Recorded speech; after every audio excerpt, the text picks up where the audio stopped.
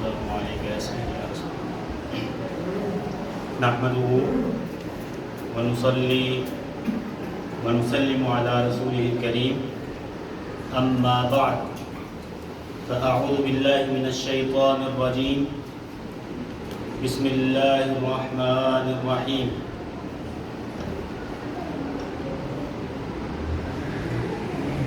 قال الله تبارك وتعالى إن عدة الشهور عند الله 12 شهرا يوم خلق الله السماوات والأرض ومنها 4 حرم ذلك الدين القيم فلا تظلموا فيهن أنفسكم صدق الله مولانا العظيم. اللہ رب العزت کا بے پناہ لطف اور کرم ہے کہ جس کی توفیق سے ہم آج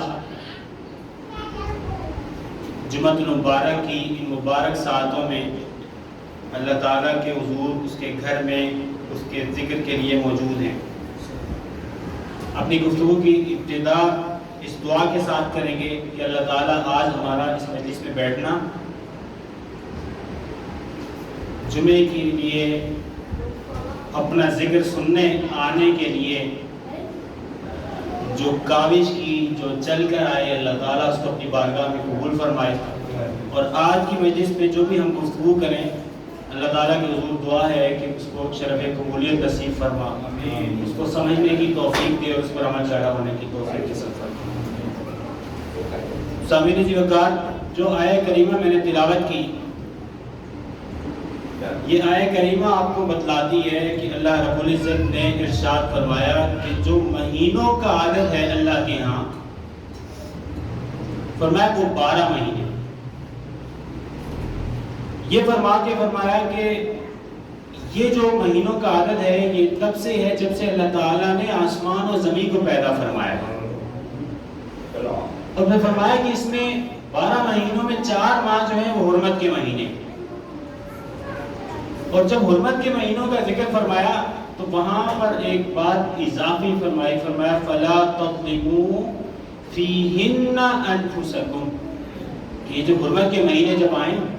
تو ان میں اپنی جانوں پہ ظلم نہ کریں. اگر آپ غور کریں تو اپنی جان پہ ظلم کرنا کسی نافرمانی کے عمل کو اختیار کرتے ہوئے, اپنی جان پہ ظلم کرنا کسی اللہ تعالیٰ کی بات کو نہ مان کر, جان پہ ظلم جو ہے جب انسان کرے کسی کی حق تلفی کر کے, کسی کا حق مار کے, تو جان پہ جو ظلم ہے وہ تو باہر صورت کسی طور بھی کسی وقت بھی پسندیدہ نہیں ہے اور ہر لمحہ اور ہر وقت اس سے بچنے کا حکم ہے. مگر اللہ رب العزت نے یہاں خاص کر جب ذکر فرمایا حرمت والے مہینوں کا تو حرمت والے مہینوں میں بالخصوص اس کا جو ذکر فرمایا تو ائمہ کرام کہتے ہیں, شارحین کہتے ہیں, مفسرین کہتے ہیں کہ یہاں پر جو بالخصوص ذکر فرمایا اس میں غرض یہ ہے کہ دیکھیے جو ظلم ہے وہ ہر وقت ظلم ہے اور ہر لمحہ اس سے بچنا چاہیے. مگر یہ کہ ایسے ماہ جو اللہ تعالیٰ نے جن کو حرمت کا مہینہ بنایا ہے, جن کو مقدس ماہ بنایا ہے, ایسے مہینے جو بابرکت مہینے بنائے ہیں,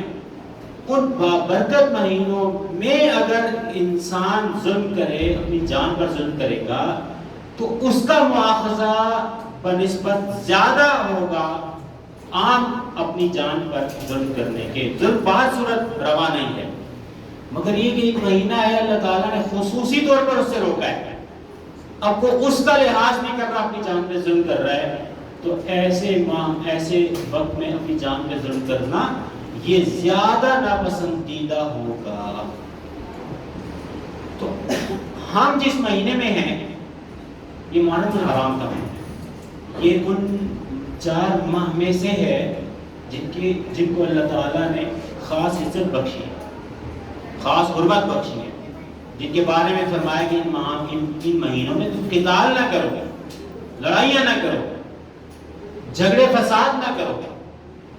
آپسی اختلافات میں نہ الجھو. ان مہینوں کا اکرام، یہ سوچتے ہوئے. ایک ہے دیکھیے کہ انسان کوئی خطا کر رہا ہے اور وہ خطا سے رکے، تو خطا سے رکنا چاہیے لا محالہ. اچھا ایک ہے کہ اس کو یہ خطا سے رک رہا ہے اس احساس کے ساتھ یعنی اللہ کی نے حرمت کا مہینہ بنایا، اس میں نے نافرمانی نہیں کرتا، اس میں نے زیادہ نیکی کی طرف مائل ہونا ہے. اب وہ جو یہ اس احساس کے ساتھ رک رہا ہے، یہ احساس پسندیدہ ہے،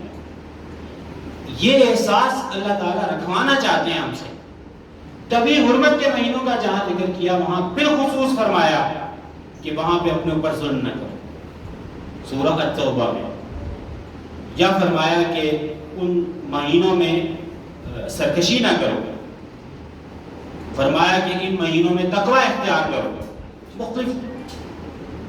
جو آپ نے فرمائے ہیں، اللہ تعالیٰ نے جو ارشادات فرمائے. اچھا یہ کیا ہے کہ ایک آیت کریمہ میں سورہ بقرہ میں دیکھیں، آپ کو یہ بنیادی تھیم سمجھ آ جائے گی کہ ظلم سے اور اللہ کی معصیت سے، اللہ کی نافرمانی سے بچنا باہر صورت لازم ہے، مگر یہ کہ اس کے حرمت کے مہینے جب آ رہے ہیں ان میں جھگڑا اور فساد سے بچنا، ان میں اس احساس کے ساتھ کہ نہیں یہ حرمت کا مہینہ ہے، اس میں تو میں نے اپنے آپ کو حبس نفس کرنا ہے، روکنا ہے اپنے آپ کو، اپنی خواہش کو روکنا ہے،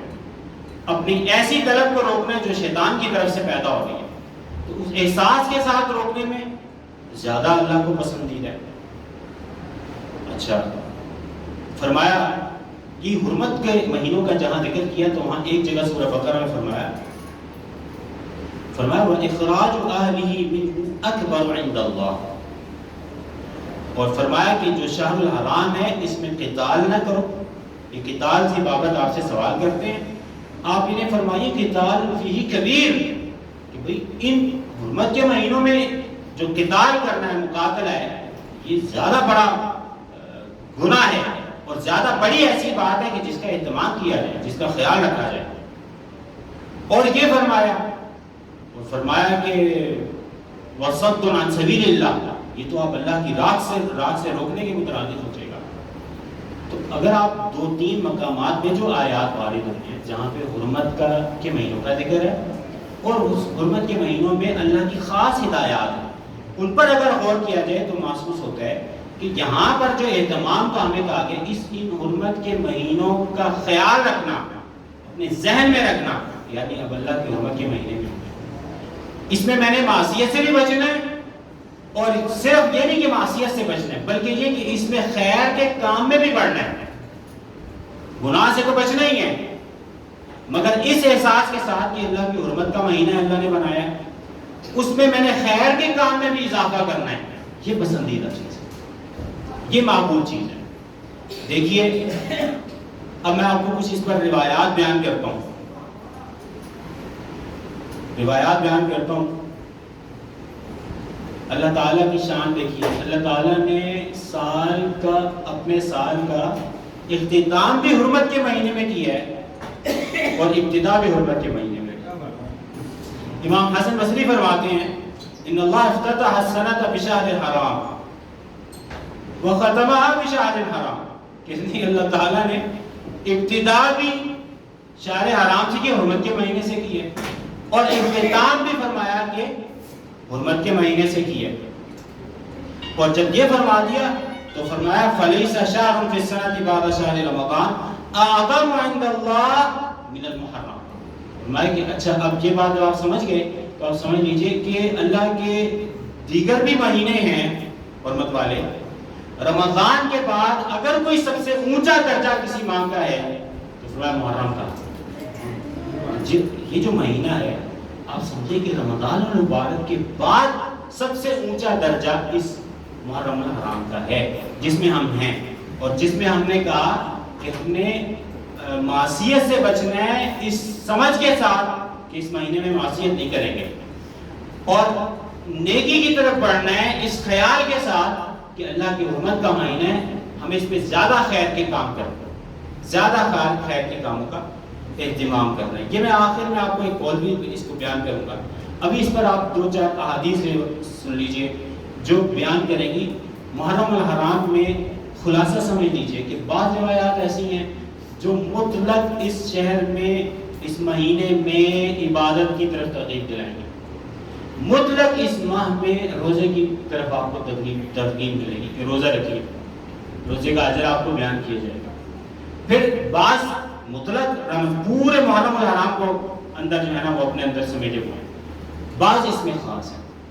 بعض کا تعلق جو ہے وہ آپ عاشورہ سے پڑھیں گے, 9ویں 10ویں کا یا 10ویں 11ویں کا جو روزہ ہے اس سے متعلق ہے. اب آپ تیزی سے سماعت فرمائیے. حدیث پاک میں آتا ہے اس مہینے میں اوورآل مطلب روزے رکھنے کی کیا فضیلت ہے. اب آپ دیکھیں یہ مہینہ ہے, اس میں ہم نے خیر میں پڑھنا ہے. یہ ارادہ آپ کو ارادہ کیے میں سبھی بشمول میرے اور ہم سب یہ ارادہ کریں گے کہ اب ہم نے خیر کی طرف بڑھنا ہے, نیکی زیادہ کرنی ہے عام معمول سے. روایت میں آتا ہے مولا علی شیر خدا سے کسی شخص نے پوچھا یا امیر المومنین, اے امیر المومنین, ایو شہر تأمرنی ان اصوم بعد رمضان, امیر المومنین یہ بتلائیے رمضان المبارک تو گزر گیا, اب میں روزے کس ماہ میں اہتمام کروں رکھنے کے, رمضان کے بعد. فقال ما سمعت احدا سأل عن هذا بعد رجل سأل رسول اللہ صلی اللہ علیہ وسلم. فرمایا کہ میں نے حضور سے, ایک شخص نے حضور سے یہ سوال کیا تھا, اس کے بعد میں نے کسی کو یہ سوال کرتے نہیں دیکھا سوائے تمہارے, تم ہم مجھ سے سوال کر. تو کیا تھا, حضور سے بھی یہی سوال کیا گیا اور اس شخص نے کہا یا رسول اللہ سے بھی بات, یا رسول اللہ کون سا شہر, آپ کس شہر میں رمضان کے بعد کس شہر میں آپ کس ماہ میں آپ مجھے حکم دیں گے روزہ رکھنے کا, کس میں روزے کا اہتمام کروں. تو فرمایا فقال ان كنت صائما شهرا بعد رمضان. اب یہ حضور نے فرمایا, مولا علی شیر خدا سے ایک شخص نے پوچھا, آپ نے فرمایا کہ حضور سے ایک شخص نے یہ سوال کیا تھا اور اس سوال کو جب میں نے سنا تو اس کے بعد تم پہلے شخص ہو جس نے مجھ سے یہ سوال کیا ہے. پھر انہوں نے حدیث مرفوع روایت کی, حضور کا قول روایت کیا. حضور نے ارشاد فرمایا كنت صائما شهرا بعد رمضان, رمضان کے بعد اگر آپ کو کسی شہر میں روزے کا اہتمام کرنا ہے فصوم المحرم, فرمایا محرم کے مہینے میں روزہ رکھیں. فإنه شهر اللہ,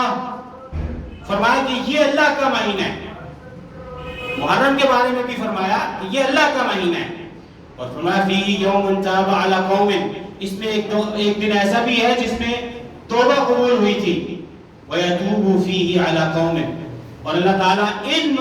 اس ماہ میں اللہ تعالیٰ توبہ بھی قبول فرماتے ہیں. تو اس ماہ میں روزہ بھی رکھیے, اس ماہ میں اللہ تعالیٰ توبہ بھی قبول کرتے ہیں. تو معنی کیا ہوا کہ بکثرت توبہ اور استغفار بھی کیجئے. تو ہمارے مشائخ کیا کہتے ہیں کہ آپ 70 دفعہ یا 100 دفعہ ضرور استغفار پڑھیں گے, معمول بنا لیجئے. اور یہ کیونکہ محرم کا ایسی حرمت کا مہینہ ہے, اس میں بھی معمول رکھیے اپنا, یا آپ کہیے کہ اس میں زیادہ جذبے سے معمول رکھیے تاکہ ایک عادت بن جائے. تو دو باتیں آگئی, روزہ بھی اور توبہ استغفار بھی. اچھا, اسی طرح سے اب آپ کو ایک روایت سناتا ہوں. حضرت عبداللہ ابن عباس ابن عبد المطلب رضی اللہ عنہ روایت کرتے ہیں, 68 میں مثال ہوا تھا آپ کا. آپ فرماتے ہیں کہ حضور اکرم صلی اللہ علیہ وسلم نے ارشاد فرمایا من صام یوم عرفہ کان لہ کفارۃ سنتین. فرمایا کہ جو عرفہ کا روزہ رکھے گا تو 2 سال برابر اس کا کفارہ ہو جائے گا, اتنا اس کا اللہ نے اجر رکھا عرفہ کے روزے کا.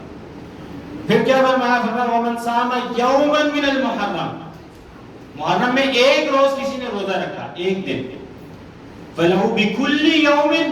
30 یوما, فرمایا کہ ایک دن کے عوض میں اس کو 30 روز کا اللہ تعالیٰ اجر عطا فرما دیں گے. اب اس روایت میں بھی دیکھیے اور پورے محرم میں روزے کا اہتمام کا ذکر ہو گیا, یعنی ایک رغبت پیدا ہو گئی کہ محرم میں پورے محرم میں کوشش کیجئے روزہ رکھنے کی. معمول بنا لیجئے, مثلا آپ کو معلوم ہے کہ پیر اور جمعرات کا روزہ ویسے بھی پسندیدہ ہے, حضور کی سنت ہے, تو محرم الحرام میں پیر اور جمعرات کے روزے کی عادت ڈال لیجئے. اچھا, اب یہ بات آپ کو معلوم ہوگی کہ اس کی اگر روزہ رکھیں گے تو ایک دن کا روزہ اللہ تعالیٰ, کیونکہ یہ حرمت کا مہینہ ہے اور اس میں عام اجر سے زیادہ اجر اللہ نے لکھا ہے, تو اللہ تعالیٰ اجر بڑھا دیں گے, اور اللہ تعالیٰ اس پہ قادر ہے کہ وہ اجر بڑھا دیں. ایک روزے پہ 30 روزوں کا اجر اللہ تعالیٰ عطا فرما دے۔ ایک روایت ہے جو امام ابن رجب حنبلی رحمہ اللہ نے روایت فرمائی ہے، میں آپ کو ذکر کر دیتا ہوں، اچھی معلومات ہیں اس میں کیونکہ وقت تو باہر صورت گزر چکا ہے۔ حضرت قتادہ روایت فرماتے ہیں، قتادہ بن دعامہ فرماتے ہیں اللہ تعالیٰ نے قرآن مجید میں فرمایا والفجر، فجر کی قسم ہے، فرمایا نا فجر کی قسم ہے، تو فرمایا کہ یہ جو فجر کی قسم اللہ تعالیٰ نے کھائی ہے، یہ حضرت قتادہ فرماتے ہیں ہوا فجر اول یوم من المحرم تنفجر منہ السنہ،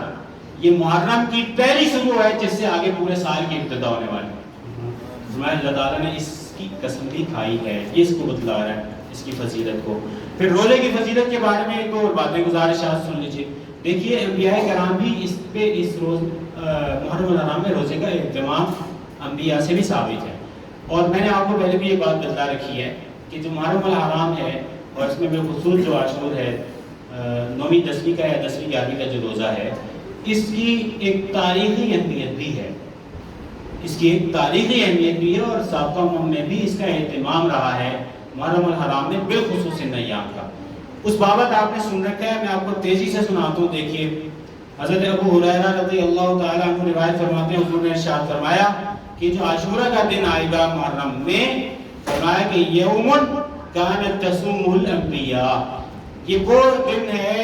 کہ انبیاء اپنے معمول میں اس دن کا روزہ رکھا ہے۔ تو اس کا مطلب ہے کہ یہ ایک ایسا دن ہے اس شہر میں، اس مہینے میں، جس کی تاریخی حیثیت ہے، اور تاریخی حیثیت کی تفصیل آگے آ رہی ہے، میں آپ کو بتلاتا ہوں۔ اور اس کا مختصر بات یہ ہے کہ انبیاء بھی اس کا اہتمام کیا کرتے تھے۔ جب یہ حضور نے ارشاد فرما دیا تو آپ نے ارشاد فرمایا فَصُومُوهُ أَنْتُمْ، حضور نے امت کو ارشاد فرمایا مخاطب کر کے، بھئی اب آپ لوگ بھی اس کا اہتمام کر کے روزہ رکھیے، آپ بھی اس کا اہتمام کر کے روزہ رکھیے۔ پھر یہی نہیں، انبیاء کا آپ نے سنا، صحابہ کرام میں بھی معمول تھا روزے کا۔ حدیث پاک میں آتے روایات میں آتے ہیں کہ حضرت مولا علی شریف خدا اس کا روزے کا اہتمام فرماتے تھے۔ اچھا، اسی طرح سے حضرت ابو موسیٰ الاشعری، عبداللہ بن قیس نام ہے ان کا، حضرت ابو موسیٰ الاشعری بھی اہتمام فرماتے تھے اس دن کے روزے کا۔ اچھا، علی بن حسین اہتمام فرماتے تھے تابعین میں، سعید بن جبیر اہتمام فرماتے تھے، طاؤس بن کیسان، یہ کچھ نام میں نے آپ کو بالخصوص ذکر کیے، یہ بات بتلانے کے لیے کہ یہ معمول صحابہ کرام کے زمانے میں اور تابعین اور اتباع تابعین کے زمانے میں بھی رہا ہے، اس میں انقطاع نہیں آیا من جملہ کبھی بھی۔ اچھا، اب یہ سوال ہوگا، یہ تو آپ نے سن لیا کہ بھئی انبیاء بھی روزہ رکھتے تھے اور صحابہ کرام سے بھی ثابت ہے، تو اب اگلا سوال پیدا ہوتا ہے، اچھا اس کی ایسی کیا خصوصیت تھی، اہمیت کیا تھی کہ اس پہ اتنی زیادہ فوکس تھا اس کا، یا اس کی اتنی ترغیب تھی؟ اس اہمیت کے بارے میں سن لیجئے۔ ایک روایت میں آتا ہے کہ یہ بڑا عظیم دن تھا، اس کے لیے لفظ استعمال ہوا یوم عظیم۔ روایت آتا ہے حضرت عبداللہ بن عباس روایت کرتے ہیں کہ حضور نے ارشاد فرمایا کہ کہتے ہیں کہ جب حضور مدینہ پاک تشریف لائے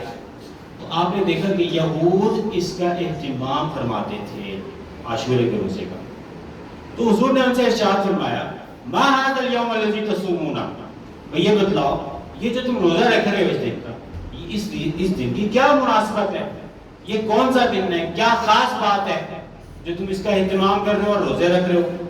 تو انہوں نے کیا کہا؟ انہوں نے کہا فقالو، یہود کہنے لگے ھذا یوم عظیم، یہ بڑی عظمتوں والا دن ہے، یہ بڑی عظمتوں والا دن ہے۔ اب کیوں عظمتوں والا دن ہے؟ پہلی بات سنیے، انجى اللہ فیہ موسیٰ وقومہ، ایک عظمت اس کی یہ ہے کہ اللہ تعالیٰ نے اس دن میں موسیٰ علیہ السلام کو نجات دی، موسیٰ علیہ السلام کی قوم کو فرعون سے نجات دی، تو ایک نسبت اس کو حاصل ہے، ایک نسبت حاصل ہے۔ دیکھیے ایسا نہیں تھا، یہ بنیادی تصور بھی ذہن میں رکھیے، ایسا نہیں تھا کہ وہ نجات کا عمل دہرایا جا رہا تھا، ایسا نہیں تھا، بلکہ وہ نجات جس روز نجات اللہ تعالیٰ نے دی تھی اس روز کو خاص نسبت یہ تھی کہ وہ یہ دن تھا۔ اچھا، اب وہ دن کا تکرار آ رہا ہے، ایسا نہیں کہ نجات ہر دفعہ ہر سال نہیں مل رہی ہے، اب یہود اس کو سیلیبریٹ کرتے تھے، ہم مولد شریف کو سیلیبریٹ کرتے ہیں، اور ہمارے علماء کیا کہتے ہیں؟ یہی بات کہتے ہیں کہ وہ ایسا نہیں کہ معترض کہیں گے کہ کیا مطلب ہوا بھائی، کیا ہر سال پیدائش ہو رہی ہے؟ ہر سال تو پیدائش نہیں ہوتی، بلکہ یہ خاص دن ہے جس دن پہ کو نسبت ہے کہ پیدائش ہوئی تھی حضور کی، اور اس دن کی مناسبت سے دن کیونکہ وہ لوٹ کر آ رہا ہے تو اس کا احترام، اکرام اور اس کی تعظیم ہے، اور یہ ثابت ہے عمل نبی سے بھی۔ کیسے ثابت ہے؟ کہ حضور نے یہود نے کہا کہ یہ جو عاشورہ کا روزہ ہم رکھتے ہیں بھائی، یہ اللہ تعالیٰ نے قوم موسیٰ کو اس روز آزادی دلائی تھی، فرعون سے آزادی دلائی تھی۔ وَغَرَّقَ فِرْعَوْنَ وَقَوْمَهُ، اسی دن اللہ تعالیٰ نے فرعون اور اس کی قوم کو بھی غرق کیا تھا۔ فَصَامَهُ مُوسَىٰ شُكْرًا، حضرت موسیٰ علیہ السلام نے اس کو شکر کے طور پہ، شکرانے کے طور پہ اس کو رکھا، اور ہم اسی کا اہتمام کرتے ہیں۔ اس یادگار کے اہتمام میں موسیٰ علیہ السلام نے ایک سنت پیدا کی، آپ کی سنت پر ہم عمل کرتے ہیں، اور ہم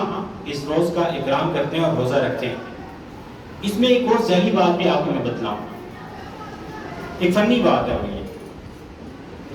وہ فنی بات یہ ہے کہ آیا جو اہل کتاب ہیں ان کے طریقے کو آپ مسلمان اختیار کر سکتے ہیں یا نہیں کر سکتے؟ یہ ایک فنی بحث ہے، اس میں خلاصتاً ذہن میں رکھیے، کسی روز موقع ہوگا نا کہ یہ اس کو ہم تفصیلاً بھی ذکر کریں گے۔ خلاصتاً ذہن میں رکھ لیجئے کہ اہل کتاب کا ہر عمل قابل کراہت نہیں ہے،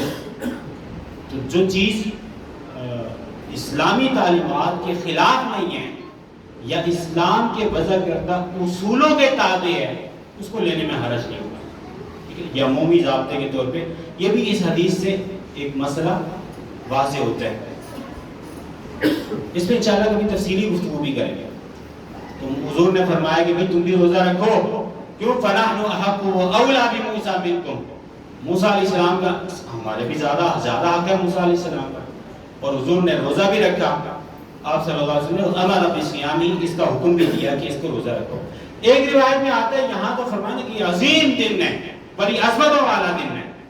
ایک روایت میں آتا ہے کہ انہوں نے کہا، جب حضور نے دریافت فرمایا تو انہوں نے کہا ھذا یوم صالح، یہ ایک بڑا نیکی والا دن ہے، صالح دن ہے۔ تو دیکھیے بستی بھی صالح ہوتی ہے، دن بھی صالح ہوتے ہیں، اللہ کے ولی بھی صالح ہوتے ہیں۔ تو فرمایا یوم صالح ہے یہ، نجى اللہ بنی اسرائیل من عدو، وہی بات روایت کی الفاظ کے اختلاف کے ساتھ کہ اللہ نے بنی اسرائیل کو اس کے دشمن سے اس دن میں نجات دلائی تھی، لہذا حضور نے فرمایا کہ آپ بھی اس کا روزہ رکھیں اور اہتمام کیجیے، اور ہمیں حکم بھی دیا کہ روزہ رکھو۔ یہود اس کی تعظیم بھی کرتے تھے۔ اچھا، ایک روایت میں آتا ہے، حضرت عبداللہ ابن عباس فرماتے ہیں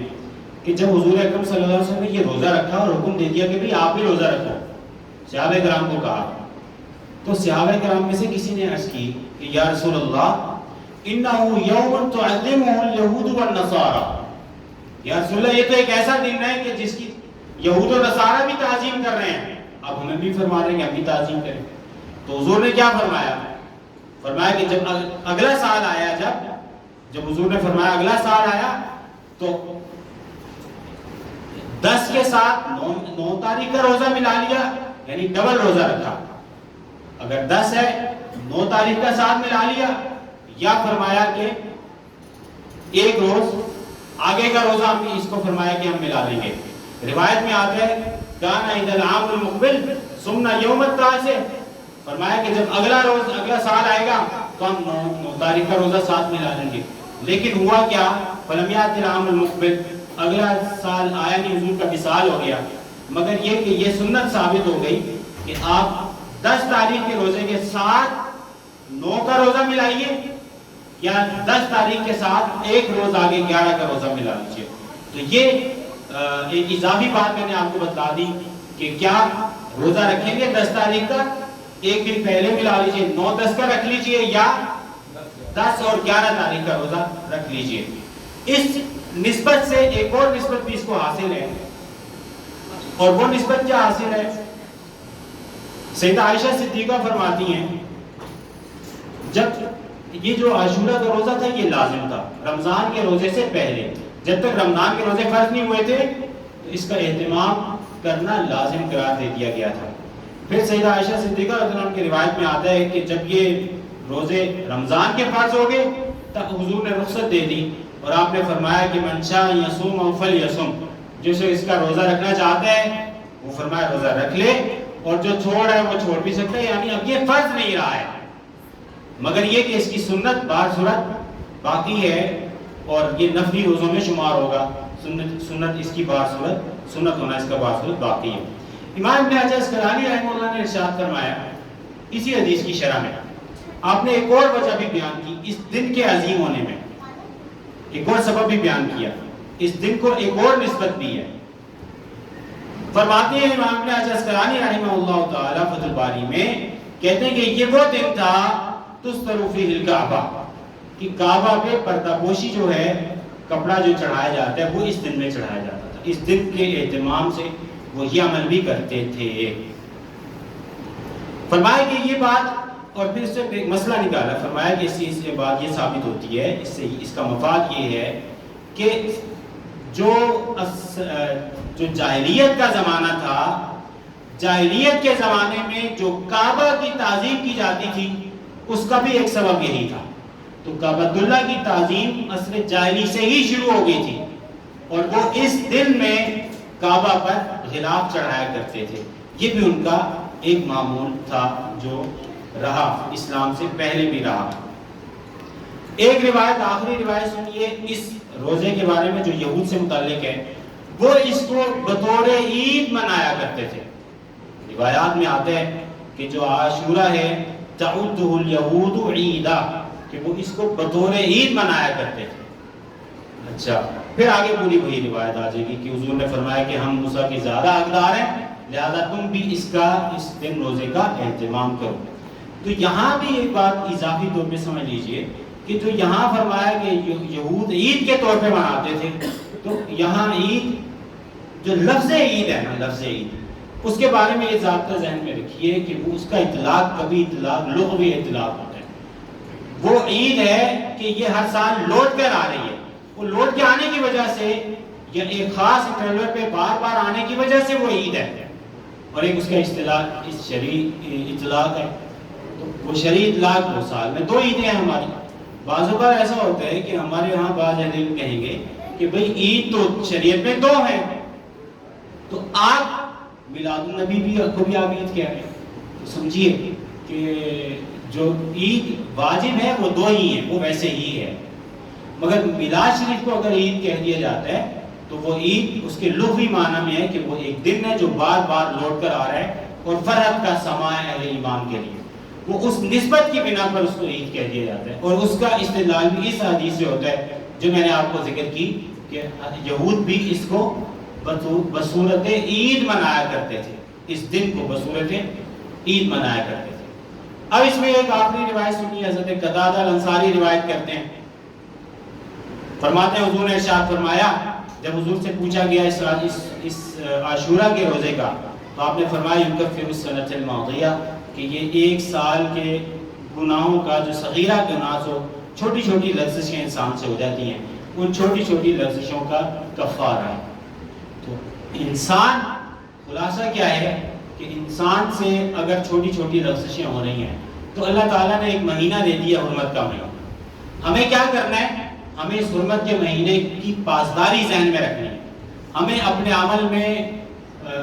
معصیت کو، جو گناہ ہے اس کو ختم کرنا ہے، اور اپنے ذہن میں یہ بات رکھنی ہے کہ ہم نے نیکی کی طرف بڑھنا ہے، اور نیکی کی طرف بڑھنے میں جو سب سے باہر جو ایک مسنون چیز آ گئی، جس کا ذکر سنت میں آ گیا، وہ اس روز عمومی روزے کا اہتمام بھی آ گیا۔ اس مہینے میں آپ معمول بنا لیجئے، پیر و جمعرات کے روزے کا معمول رکھ لیجئے۔ اچھا، اس مہینے میں عاشورہ کے روزے کا بھی آ گیا، اور میں نے آپ کو بتلا دیا کہ 2 روزے رکھیے، 9 اور 10 کا، یا 10 اور 11 کا روزہ رکھ لیجئے، وہ بھی عمل آ گیا اس کے اندر، یہ بھی ایک۔ اور آپ نے ایک آخری روایت میں سن لیا کہ حضور نے فرمایا کہ اگر یہ ہوگا تو جو انسان سے چھوٹی چھوٹی لغزشیں ہو جاتی ہیں، یہ ان کا کفارہ ہو جائے گا اس عمل میں۔ اور ایک آخری بات جو حرمت کے مہینے سے متعلق ہی ہے، جس کو امام ابن جوزی نے تفسیرہ میں روایت فرمایا کہ دیکھیے یہ ایک بڑا عظیم دن ہے، فَيَنْبَغِي أَن يَفْعَلَ فِيهِ مَا يُنْكِرُ مِنَ الْخَيْرِ، امام نے جوزی رحمہ اللہ نے فرمایا کہ بھئی چاہیے یہ، جس کا میں نے آپ کو خلاصہ اختتام بتا دیا، چاہیے کیا کہ جو خیر کا عمل آپ کر سکتے ہیں، جو خیر کا عمل کر سکتے ہیں وہ اس ماہ میں کیجیے۔ یہ بات سمجھ آ گئی آپ کو؟ اس کا تھیم میں نے بنائی تھی اور اس پہ آپ کو آخر میں کول دے رہا ہوں۔ امام نے جوزی رحمہ اللہ نے فرمایا کہ جو خیر کر سکتے ہیں نا وہ اس میں آپ کو کرنا چاہیے۔ اور پھر اس کی مثال کیا ہے کہ یہ اصل میں خیر جو بھلائی کے موسم اللہ نے رکھے ہیں سال میں، ان موسموں میں سے ایک موسم ہے، اور اس میں ہمیں جتنا خیر کر سکتے ہیں کرنا چاہیے، اور جتنی غفلت سے بچ سکتے ہیں اتنی غفلت سے بچنا چاہیے۔ یہ خلاصہ ہے امام ابن جوزی رحمہ اللہ کے قول کا۔ میں اپنی گفتگو اسی گفتگو پہ ختم کرتا ہوں۔ خلاصہ یہ بیان کریں گے ہم کہ ہم نے کیا پڑھا اور کیا سمجھا کہ محرم کے حرمت کے مہینے کی اللہ تعالیٰ نے فضیلت رکھی ہے۔ حرمت کے مہینے میں خیر کے عمل میں زیادہ اجر ہے۔ حرمت کے مہینے میں اگر ہم غفلت برتیں گے تو یہ بڑی کوتاہی کر دیں گے کہ اللہ نے حرمت کے مہینے اصل میں یہ موسم رکھے ہیں کہ انسان اگر غفلت میں مبتلا ہے تو وہ توبہ کی طرف آ جائے، اگر وہ دنیا داری میں مبتلا ہے تو وہ اللہ کی طرف رجوع کر دے، وہ اگر نفس کی خواہشات میں اگر وہ مبتلا ہو گیا ہے تو وہ روک لے، اپنے آپ روک کے اپنے آپ کو خیر کی طرف لے آئے، نوافل کی کثرت کرے، روزے کی کثرت کرے، استغفار توبہ کی کثرت کرے۔ اللہ کے حضور دعا ہے کہ جو کہا اور سنا اس پر عمل کی توفیق نصیب فرمائے۔ وما علیہ